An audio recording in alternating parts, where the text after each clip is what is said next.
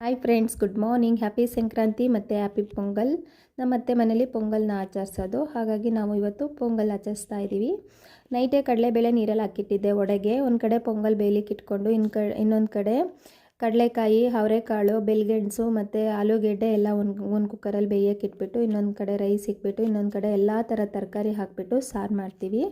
ಹಾಗೆ ಎಲ್ಲ ಅಡುಗೆ ಸ್ಟಾರ್ಟ್ ಮಾಡಿದ್ವಿ. ಸ್ವಲ್ಪ ಇತ್ತು, ನಮ್ಮ ಅತ್ತೆ ನಾನು ನೋಡ್ಕೊತೀನಿ, ಇನ್ನೊಂದು ಪೂಜೆ ರೂಮ್ ಎಲ್ಲ ರೆಡಿ ಮಾಡು ಅಂತೇಳಿ ಪೂಜೆ ರೂಮ್ ರೆಡಿ ಮಾಡಿಬಿಟ್ಟು ಅರಿಶಿನ ಕುಂಕುಮ ಇಟ್ಟು ಹೂವು ಇಕ್ಬಿಟ್ಟೆ.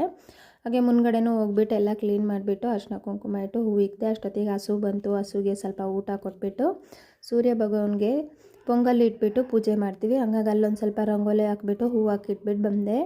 ಪೂಜೆ ರೂಮಲ್ಲಿ ನಮ್ಮ ಅತ್ತೆ ಎಲ್ಲ ಊಟ ಹಾಕ್ಲಿಕ್ಕೆ ಸ್ಟಾರ್ಟ್ ಮಾಡಿದ್ರು. ಎಲ್ಲ ಎಡೆ ಇಕ್ಬಿಟ್ಟು ಹೊರಗಡೆ ಇಟ್ಟಕ್ಕೂ ಎಡೆ ಎಲ್ಲ ರೆಡಿ ಮಾಡಿಬಿಟ್ಟು ನಾನು ತೊಗೊಂಬಂದಿಟ್ಟೆ. ನಮ್ಮ ಅತ್ತೆ ದೀಪ ಹಚ್ಬಿಟ್ಟು ಎಲ್ಲರೂ ಕರ್ಪೂರ ತೋರಿಸ್ಬಿಟ್ಟು ಒಳಗಡೆ ಪೂಜೆ ರೂಮ್ಗೆ ಹೋಗ್ಬಿಟ್ಟು ಅಲ್ಲೆಲ್ಲ ಕರ್ಪೂರ ತೋರಿಸ್ಬಿಟ್ಟು ತೆಂಗಿನಕಾಯಿ ಹೊಡೆದಿಟ್ಟು ಹಾಗೆ ಎಳ್ಳು ಬೆಲ್ಲ ಕಬ್ಬು ಎಲ್ಲ ಇಟ್ಬಿಟ್ಟು ಎಲ್ಲ ಪೂಜೆ ಆಯಿತು. ಊಟ ಮಾಡಲಿಕ್ಕೆ ಸ್ಟಾರ್ಟ್ ಮಾಡಿದೆ. ಮಕ್ಕಳಿಗೆಲ್ಲ ಊಟ ಹಾಕಿ ಮನೆಯವರೆಲ್ಲ ತಿಂದು ದೇವಸ್ಥಾನಕ್ಕೆ ಹೋಗೋಣ ಅಂತ, ಇವತ್ತು ಥರ್ಸ್ಡೇ ಅಲ್ವಾ, ಬಾಬಾ ದೇವಸ್ಥಾನಕ್ಕೆ ಹೋಗೋಣ ಅಂತ ಹೇಳ್ಬಿಟ್ಟು ಎಲ್ಲ ಬಾಬಾ ದೇವಸ್ಥಾನಕ್ಕೆ ಹೋದ್ವಿ. ಮಕ್ಕಳು, ನಾನು, ಹಸ್ಬೆಂಡು. ಮಗ ಬರಲಿಲ್ಲ, ಮನೆಯಲ್ಲೇ ಇದ್ದ. ಹಾಗೆ ದೇವಸ್ಥಾನ ಮುಗಿಸ್ಕೊಂಡು ಕಮ್ಮನಹಳ್ಳಿ ಹೋಗ್ಬಿಟ್ಟು ಮ್ಯಾಂಗಾಗೆ ಹೋಗಿ ಐಸ್ ಕ್ರೀಮ್ ತಿಂದ್ಕೊಂಡು ವಾಪಸ್ ಮನೆಗೆ ಬಂದ್ವಿ. ನೆಕ್ಸ್ಟ್ ವಿಡಿಯೋದಲ್ಲಿ ನೋಡೋಣ. ಬಾಯ್.